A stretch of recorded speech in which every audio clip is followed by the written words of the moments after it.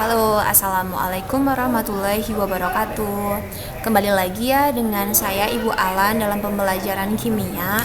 Hari ini kita akan melanjutkan materi sebelumnya ya. Kita sudah mempelajari mengenai bab elektrolisis. Nah, dalam bab elektrolisis salah satu penerapannya adalah pada penyepuhan. Nah, di sini Ibu sudah ada gambar mengenai penyepuhan emas. Kemudian ada penyepuhan perak. Nah, kalau kalian perhatikan dalam penyepuhan itu ternyata digunakan arus listrik. Kemudian di sini untuk digunakan melapisi logam lain. Sebagai contoh di sini besi atau kunci besi mau dilapisi dengan logam tembaga.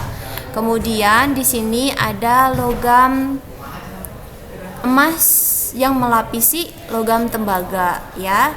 Nah, pasti dari beberapa contoh itu akan ada pertanyaan dalam benak kalian, yaitu perlu kalian perhatikan dalam sel elektrolisis itu membutuhkan arus listrik. Nah, untuk mengendapkan logam atau untuk melapisi logam pasti butuh listrik.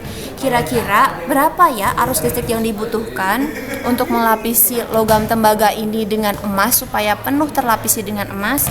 Atau mungkin berapa ya waktu yang dibutuhkan untuk melakukan penyepuhan? Dan yang terakhir, kira-kira ada berapa massa logam yang diendapkan? Kayaknya bukan kira-kira lagi karena ini ilmu pasti nanti angkanya adalah dalam bentuk pasti. Kemudian untuk menjawab semua pertanyaan itu, maka di sini Ibu akan menyampaikan mengenai hukum Faraday.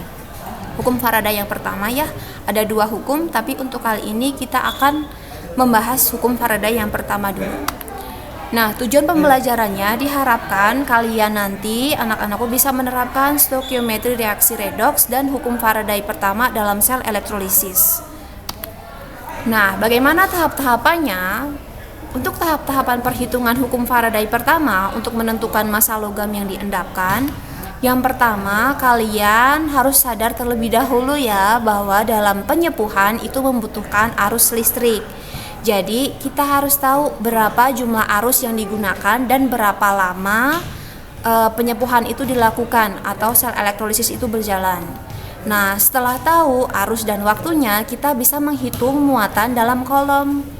Ingat ya rumusnya, Q sama dengan I kali T, di mana I adalah arus listrik dan T adalah waktu yang digunakan dalam detik. Kemudian kita dari muatan itu bisa menghitung banyaknya mol elektron yang dilepaskan atau yang ditangkap dalam proses elektrolisis. Nah, banyaknya mol kita bisa menentukan dengan membagi muatan listrik atau Q dengan bilangan Faraday, yaitu nilainya sebesar 96.500 coulomb. Nah, setelah ketemu atau setelah ditemukan mol elektron, kita bisa menentukan mol zat yang dihasilkan atau mol zat yang diendapkan dengan cara yaitu menggunakan koefisiennya pada persamaan reaksi, karena koefisiennya itu sama aja dengan perbandingan molnya. Nah, lebih mudahnya itu bisa dikonversi dengan menggunakan massa molar atau volume molar, atau bisa menggunakan massa atom relatifnya atau AR-nya. Nah, maka nanti akan diperoleh massa atau volume zat yang tereduksi atau teroksidasi, atau massa zat yang terendapkan itu berapa. Nah, secara ringkasnya seperti ini. Hukum Faraday pertama itu menyatakan bahwa banyaknya zat yang dihasilkan dari reaksi elektrolisis itu berbanding lurus dengan total muatan listrik yang mengalir melalui sel elektrolisis. Jadi, kalau disingkat dalam bentuk rumus seperti ini, rumus untuk hukum Faraday pertama. Massa zat hasil elektrolisis atau massa logam yang diendapkan atau mungkin massa gas yang dihasilkan dalam sel elektrolisis itu sama dengan massa molar zat dikali dengan arusnya dikali dengan lama atau durasi waktunya dalam detik ya. Kemudian dibagi dengan N-nya di sini adalah jumlah elektron yang diterima atau dilepas oleh tiap molnya. Kemudian dikali dengan bilangan Faraday, yaitu 96.500. Silahkan kalian ingat-ingat sendiri ya untuk rumus hukum Faraday. Nah, sekarang coba kita di sini ada latihan soal.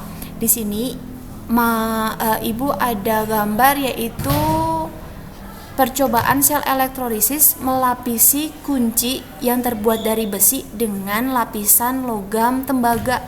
di mana di sini menggunakan sumber arus listriknya adalah aki, sedangkan larutan elektrolitnya adalah larutan tembaga sulfat yang warnanya biru ya.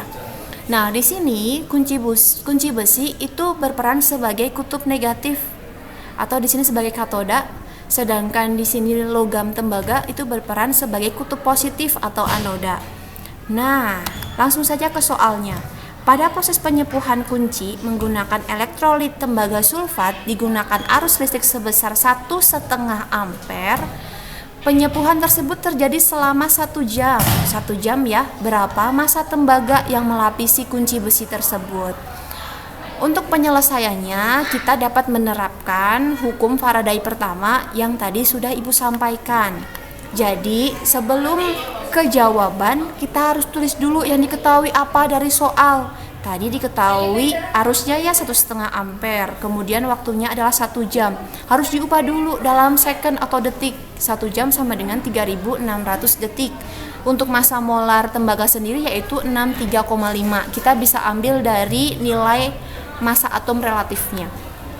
Nah, di sini ditanyakan yaitu berapa massa tembaga yang melapisi kunci tersebut. Jawabannya kita gunakan di sini dulu. Kita tulis dulu. Reaksi pada katoda itu adalah Cu2+ katoda ya. Berarti reaksinya reduksi ya, menangkap 2 elektron menjadi Cu.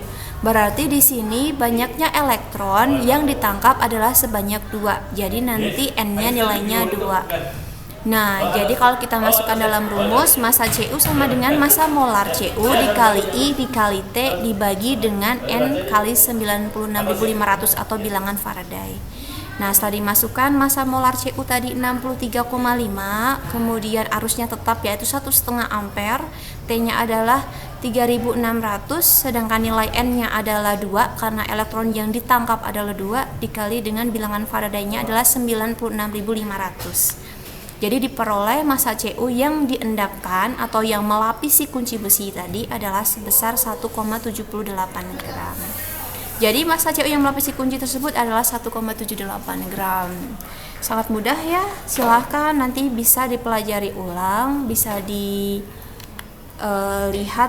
untuk latihan soal berikutnya. Jadi kesimpulannya, untuk hukum Faraday yaitu banyaknya zat yang dihasilkan dari reaksi elektrolisis itu berbanding lurus dengan total muatan listrik yang mengalir melalui sel elektrolisis. Maksudnya yaitu semakin besar arus yang mengalir dan semakin lama waktu yang digunakan untuk penyepuhan, maka akan semakin banyak logam yang diendapkan atau akan semakin banyak zat yang dihasilkan dari proses elektrolisis. Nah, supaya kalian lebih paham, maka di sini Ibu memberikan latihan soal. Ya, silahkan kalian kerjakan dalam buku masing-masing. Jika ada pertanyaan atau kurang paham, bisa hubungi Ibu besok di kantor atau bisa hubungi via WhatsApp. Mungkin cukup sekian dari Ibu ya.